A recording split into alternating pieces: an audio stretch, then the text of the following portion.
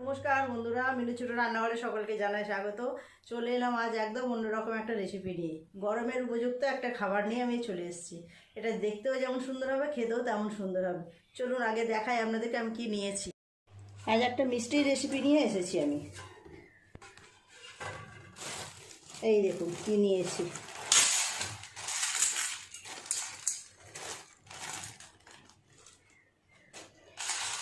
এইগুলো সাবুদানা, বড় বড় সাইজের সাবুদানা। বাজারে দু রকম সাবুদানা পাওয়া যায়, এটা বড় দানার সাবুদানা।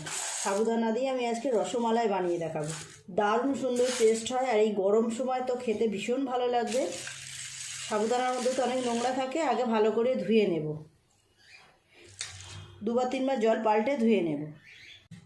দুবার তিনবার জল দিয়ে ভালো করে ধুয়ে পরিষ্কার করে নিয়েছি। সাবুদানাগুলো এখন আমি আরও অল্প একটু জল দিয়ে ভিজিয়ে রাখলাম। সাবুদানাগুলো ভিজে থাকবে, এইরকম পরিমাণে জল দিলাম। এরকম 10 মিনিট এরকম ভিজিয়ে রেখে দেবো। সাবুদানা দিয়ে রসমালাই বানাবো, তার জন্য এখানে দুধ নিয়েছি। দুধটা আমি কেটে জাল দেওয়ার জন্য বসিয়ে দেব। সাবুদানাগুলো ততক্ষণ ভিজুক, এই সময় আমি দুধটাকেও ভালো করে ফুটিয়ে জাল দিয়ে নেব। দুধটা এখন বসিয়ে রাখবো বেশ কিছুক্ষণ, ভালো করে ফুটিয়ে একটু কমিয়ে নেব দুধটা। খুব ভালো করে দুধটাকে ফুটিয়ে নিয়েছি। দুধটা এখন গ্যাস কমিয়ে এইভাবে বসিয়েই রাখবো। দিয়ে দেবো দুধের মধ্যে দুটো এলাচ দানা। এলাচ দানা দুটো আমি একটু গুঁড়ো করে নিয়েছি। এই সময় আমি দিয়ে দেব মিষ্টি স্বাদের জন্য পরিমাণ মতো চিনি।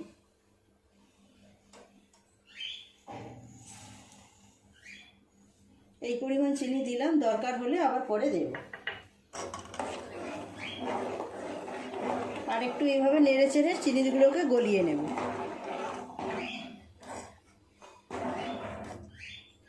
গরমের উপযুক্ত একটা খাবার, ছোট থেকে বড় যে কোনো বয়সের মানুষেরই কিন্তু ভীষণ পছন্দ হবে এই খাবারটা।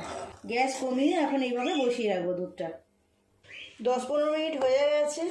সাবুদানাগুলো খুব ভালোভাবে ভিজে নরম হয়ে গেছে।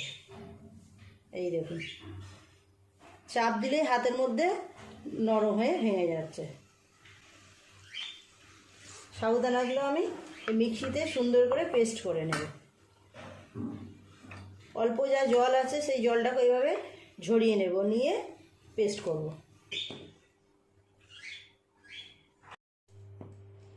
সমস্ত সাবুদানাগুলো এইভাবে পেস্ট করে নেওয়া হয়ে গেল। কেমন সুন্দর দেখতে হয়েছে দেখুন। খুব সুন্দর দেখতে হবে রসমালাইটা তৈরি হওয়ার পর।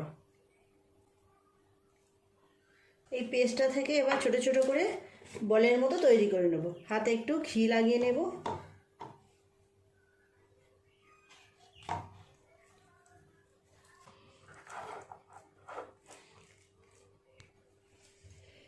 অল্প একটু একটু করে এরকম নেব, নিয়ে হাতে ঘুরিয়ে ঘুরিয়ে এরকমভাবে বলের মতো বানিয়ে নেব। কেমন দেখতে হয়েছে দেখুন।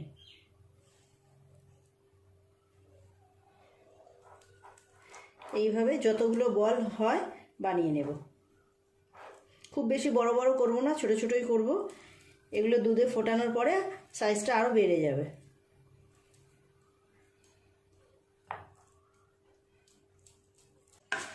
এতগুলো বল তৈরি হয়েছে সমস্ত সাবু মাখাটা থেকে। কেমন সুন্দর দেখতে হয়েছে দেখুন, ছোট্ট ছোট্ট সাদা সাদা, বেশ ভালো লাগছে। এগুলো এবার দুধের মধ্যে দিয়ে দেবো এক এক করে। দুধটা বেশ অনেকটা সময় নিয়ে ফুটিয়ে নিয়েছি, এবার দুধের মধ্যে এগুলো দিয়ে দেবো।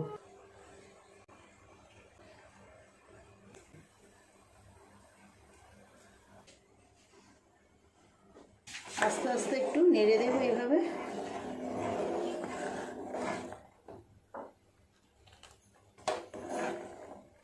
ফুটে ফুটে বলগুলো আস্তে আস্তে সব উপরে ভেসে উঠবে।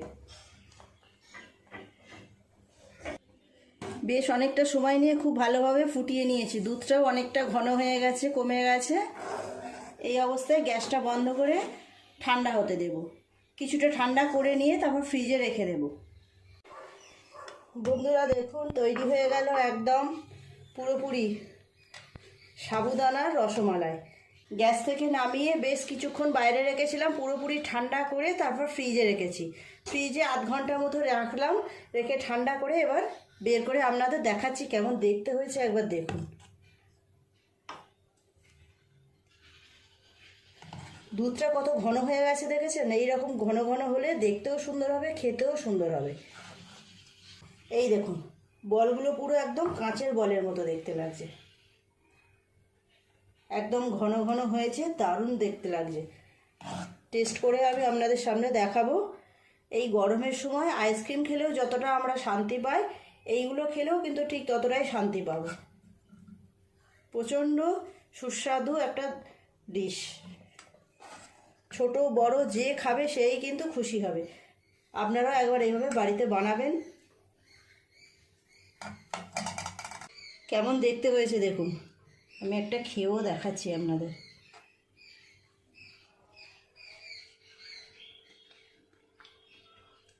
দারুণ হয়েছে, দারুণ, খুব সুন্দর হয়েছে। প্লিজ বন্ধুরা আজকের রেসিপিটা কেমন লাগলো কমেন্ট করে জানাবেন। ভালো লাগলে একটা লাইক করে দেবেন। আমার চ্যানেলটি এখনও পর্যন্ত যারা সাবস্ক্রাইব করেনি প্লিজ আমার চ্যানেলটি সাবস্ক্রাইব করে পাশে বেল ঘন্টিটা ক্লিক করে দেবেন। তাহলে যখনই আমি এইরকম সুন্দর সুন্দর নতুন নতুন রেসিপি আপলোড করব সবার আগে তো আপনার নোটিফিকেশানে পৌঁছে যাবে। সবাই খুব ভালো থাকবেন, দেখা হচ্ছে পরের দিন নতুন কোনো রেসিপির সাথে। আর অবশ্যই এটা বাড়িতে আপনারাও বানিয়ে খেয়ে দেখবেন, দারুণ লাগবে। নমস্কার।